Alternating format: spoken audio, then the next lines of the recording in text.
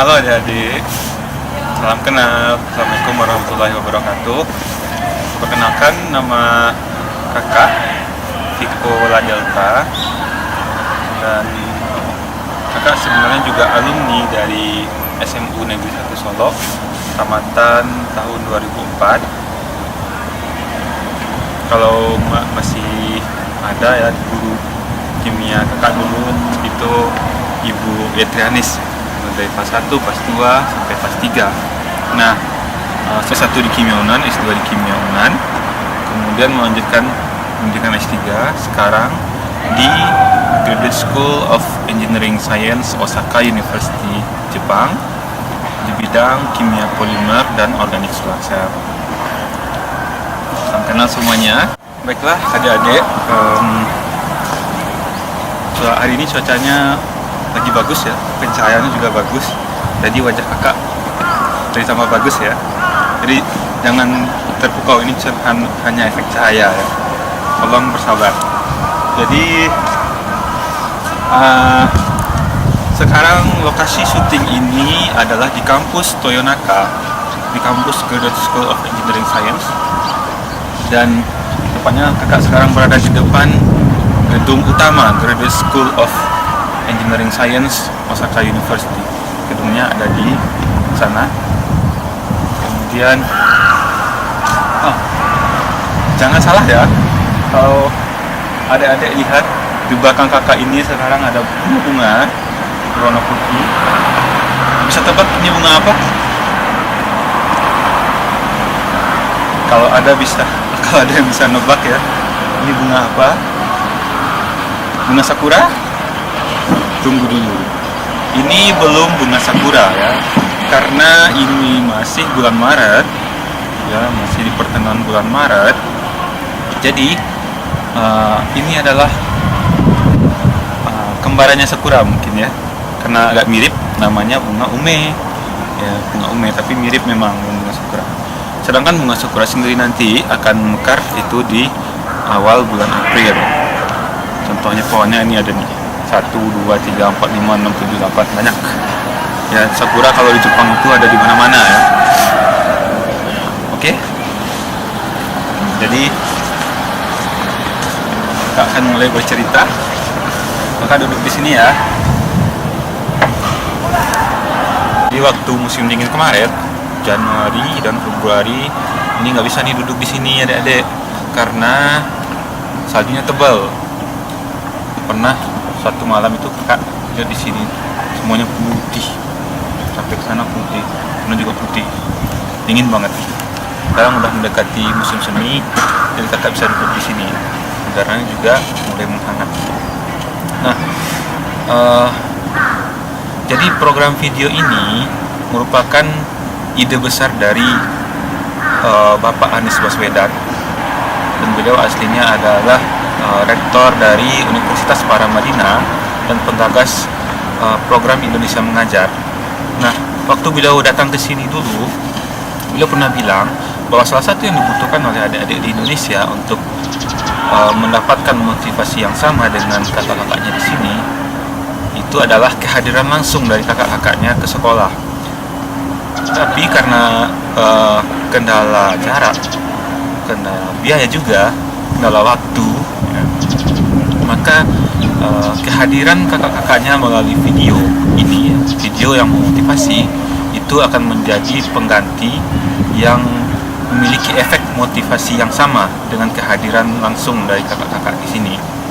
Nah, karena itu kami menggagas pembuatan video ini spesial untuk adik-adik, terutama yang sekarang kelas 3 SMU.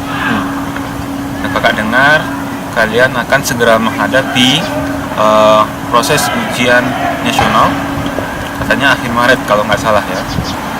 Nah, apa yang ingin kami sampaikan pada kesempatan ini, yaitu kami ingin memotivasi adik-adik agar tidak ragu untuk lanjut kuliah. Itu yang pertama. Kemudian jangan ragu untuk kuliah, jangan takut untuk kuliah karena terkendala biaya. Sebab sekarang ini pemerintah dan juga banyak organisasi-organisasi perusahaan itu mengucurkan dana sangat besar untuk pendidikan, untuk mendukung anak-anak yang bersemangat meraih pendidikan walaupun mereka tidak memiliki biaya. Nah, adik-adik hanya perlu untuk menjaga motivasi, menjaga semangat adik-adik tersebut agar adik-adik bisa meraih impian yang sudah adik-adik cita-citakan. Nah, kemudian ini juga menjadi dilema, terutama di masa-masa menjelang jelasnya di mana akan melanjutkan kuliah nanti. Dalam hal memilih jurusan, kemudian juga di mana mau kuliah, dan bagaimana persiapan menghadapi kuliah. Nah, kalau adik-adik ada yang tahu, kakak juga punya adik di SMA Negeri 1 Solo sekarang yang di kelas 3, namanya Vinta. Nah, jadi dari diskusi kami berdua, kakak mengeneralisasi bahwa kegalauan yang sedang dihadapinya itu juga dihadapi oleh adik-adik semuanya yang ada di sekolah. Nah, dalam hal ini kakak ingin mengatakan bahwa memilih jurusan itu sebetulnya adalah hak dari adik-adik. Kenapa? Karena kalian semua sudah dewasa, kalian bisa menentukan, kalian berhak memilih masa depan kalian itu seperti apa. Tetapi ingat, jangan lupa ya, bahwa kalian punya keluarga. Kemudian jangan abaikan harapan orang tua. Jadi berdiskusilah dengan orang tua, kemudian ukur kemampuan di sini bukan hanya ekonomi ya, ukur kemampuan kita dalam menghadapi perbedaan lingkungan yang akan kita temui nanti di suasana kuliah. Jadi kalau misalnya tidak terbiasa atau tidak sanggup kuliah berpisah jauh dari orang tua, maka ukur dulu, biasakan dulu gitu ya. Kemudian juga memilih kuliah itu jangan karena gengsi, misalnya pengennya di ITB saja atau di UI, tetapi karena gengsi, jangan ya. Jangan sesekali coba memilih meniti masa depan, meniti pendidikan itu hanya karena gengsi, karena hasilnya akan lebih besar. Kemudian tapi ini ya, cobalah dengan ikhlas. Jadi pilih jurusan, kenali bakat, kenali minat, kemudian pilihlah jurusan itu dengan ikhlas, titilah pendidikan itu dengan ikhlas, dengan restu orang tua. Insya Allah kalian pasti akan berhasil. Nah, masalah biaya, seperti yang kakak bilang tadi, jangan takut kuliah karena terkendala biaya. Banyak sekali beasiswa, banyak sekali bantuan pendidikan. Kemudian selama kalian bersemangat untuk maju, insya Allah dengan ikhlas kalian pasti akan menemukan jalannya. Nah, yang terakhir, dan dalam kesempatan ini ya, kakak juga ingin membuka wawasan adik-adik, bahwasanya orientasi ke depan dalam menghadapi pendidikan itu jangan hanya misalnya kita dari Sumatera ke Pulau Jawa atau ke Jakarta ya. Sekarang itu coba lebarkan wawasannya, menjangkau jauh ya. Jadi seandainya ada tamat SMA, kenapa tidak kuliah di Jepang? Berani nggak kuliah di Jepang? Mulai dari S1, bukan mulai dari S2 ya. Ini bukan suatu hal yang mustahil. Jadi itu yang ingin kakak sampaikan. Kakak ingin membuka wawasan adik-adik bahwasanya kuliah di Jepang mulai dari S1 itu sekarang bukan hal yang mustahil. Banyak beasiswa dari pemerintah Jepang atau program khusus dari kampus. Misalnya Osaka University itu punya program CBCMP, Chemistry Biology Combined Major Program. Oke, itu CBCMP milik Osaka University ya. Kemudian di Tokyo University, di Nagoya University, Kyoto University, dan beberapa universitas besar lainnya di Jepang, itu mereka punya program khusus masing-masing yang menyediakan beasiswa, dan semua perkuliahannya mulai dari semester 1 sampai semester 6 itu dalam bahasa Inggris. Jadi banyak peluang, dan selama ini hanya sebagian besar ya itu anak-anak dari Cina yang mengisi kesempatan itu. Padahal sebetulnya garis besar program pendidikan pemerintah Jepang itu sekarang adalah menarik mahasiswa asing sebanyak-banyaknya untuk datang ke Jepang, terutama yang dari Asia Tenggara ya, karena ya alasan politik. Nah, kemudian kakak ingin bilang juga di dalam kesempatan ini bahwasanya melebarkan sayap, bukan sayap,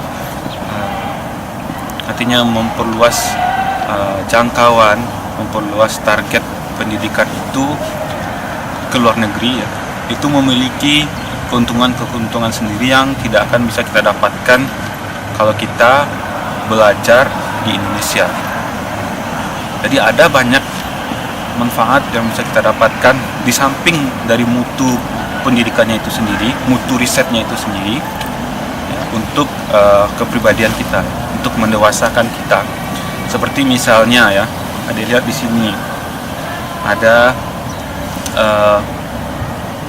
tata cara pembagian sampah. Ada lihat di sini semuanya bersih, tidak ada kaleng-kaleng, tidak ada botol yang berserakan.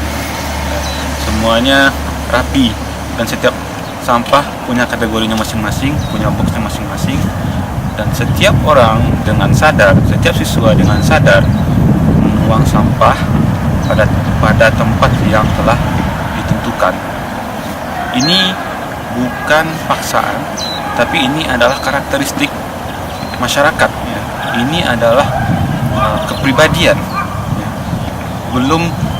Bukan seperti di Indonesia. Kakak kira mungkin masih dalam tahap membutuhkan motivasi atau membutuhkan dorongan, bahkan mungkin ancaman gitu ya.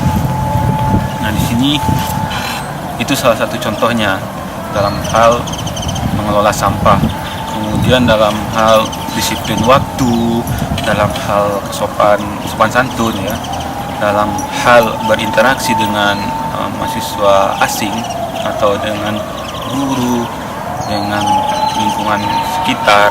Kita akan banyak belajar bahwa berbeda negara, berbeda tempat memiliki kebudayaan yang berbeda, memiliki aturan-aturan sosial yang berbeda, dan itu akan membuat kita bisa menerima perbedaan, bisa menghargai pendapat orang lain, dan itu adalah suatu bentuk kedewasaan yang dibutuhkan oleh masyarakat Indonesia. Jadi target besar di Indonesia itu sekarang di satu sisi ekonomi Indonesia itu meningkat pesat, menjadi perhatian dunia, tetapi di sisi yang lain barangkali terjadi kemunduran mental, kemunduran perilaku sosial, sehingga ini akan menjadikan bahaya besar ya. Ada gap yang membuat kemajuan ekonomi itu tidak setara dengan kemajuan pendidikan, kemajuan sosial masyarakatnya.